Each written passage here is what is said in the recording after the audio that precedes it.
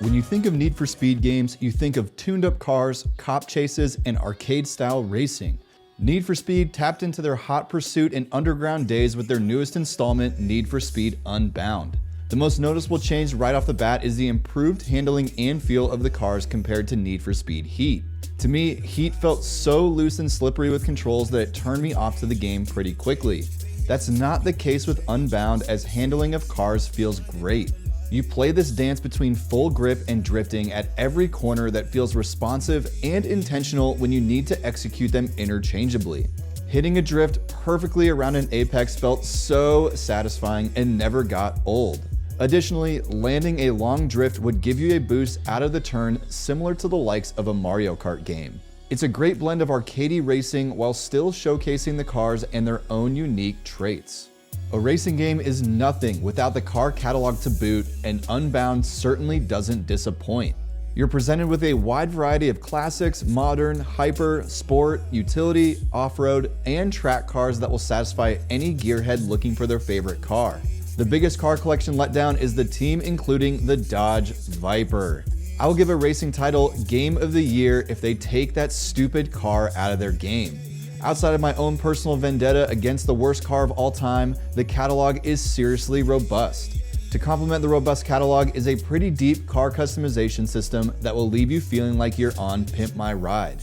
It's not a true Need for Speed game without the ability to turn any car into a beefy, tuned-up monster with more decals than a hipster's hydro flask. The customization feels diverse with plenty of options to achieve the looks and performance that you're going for. If you need some help with style and direction, there are full body kits you can purchase to achieve a great look without all of the work. There's also community liveries that will only get better and more robust as the game is out over time. I look forward to snagging some iconic replica kits from the Fast and the Furious movies. While it's fun to create a unique look for your car, customizing the performance of your whips is just as important and a big mechanic to the game. Pun intended. Your cars are broken down into 5 classes: B, A, A+, S, and S+. As you beef up your car's performance, the class rank changes as well.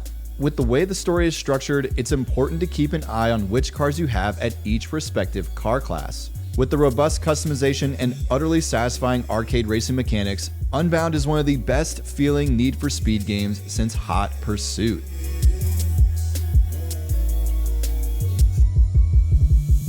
While the car customization and catalog have depth, the story feels like filler. The overall story revolves around betrayal and getting revenge on a group that stole a bunch of your cars. The entire campaign revolves around you trying to build back up your car collection to take the thieves on in a grand tournament within 4 weeks.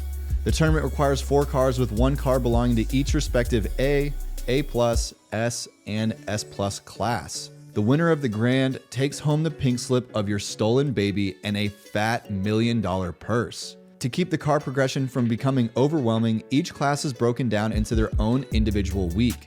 For those familiar with Need for Speed Heat, you have a daytime and nighttime session each day of the week to go out into the open world and win some money on races.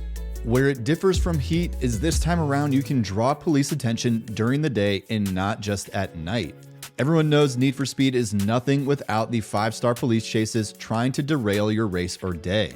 Adding the heat index to the daytime races created this great risk and reward tangle that you had to manage. If you go too hard during the day and rack up heat going into the night session, it can make for a very stressful time if you're not prepared, because if you get caught, you lose all the money you've accumulated from that session.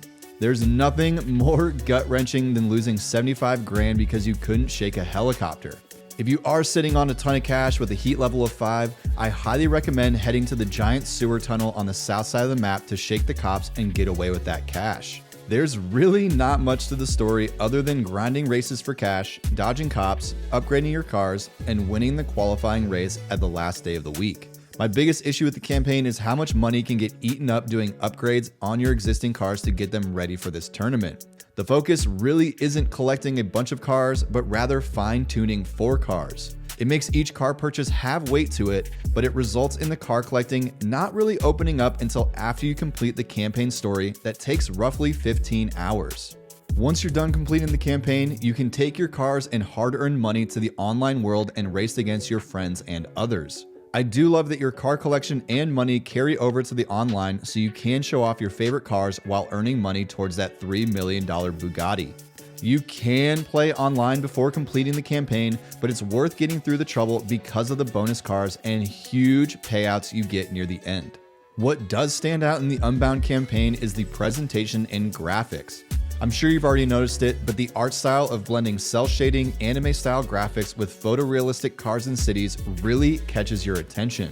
I adore the style of the game and the stark contrast between the cars and characters. While it's not overly important to have a story within a racing game, I feel like there could have been a little more. However, the presentation and visual art style make up for it as you get mesmerized watching the smoke perfume around your drifting machine.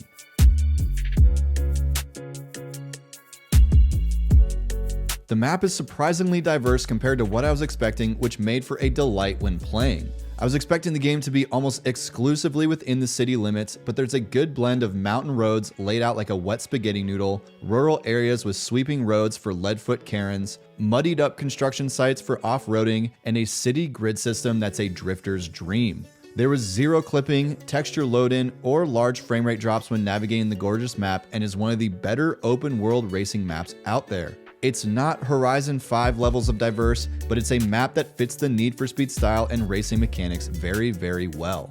While the map is diverse, large, and fun, somehow the racetrack design was missed, or rather not fully thought out. With an open world map, you're presented the fine luxury of creating a multitude of different tracks using any and every street around you.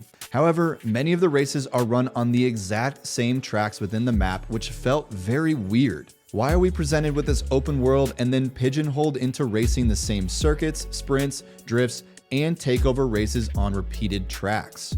There's enough variety that you don't notice it right away, but I began scratching my head about halfway through the game. With how much the racing in Unbound feels, it's mildly disappointing that you find yourself doing some similar tracks more than you should with such a big open world.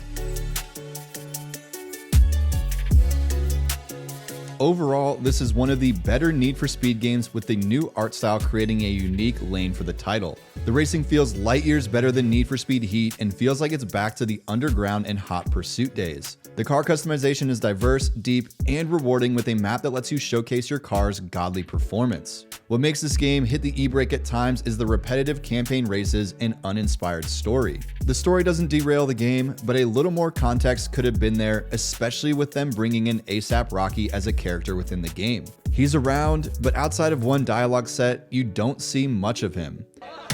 Man, you driving like you stole it. I like your style.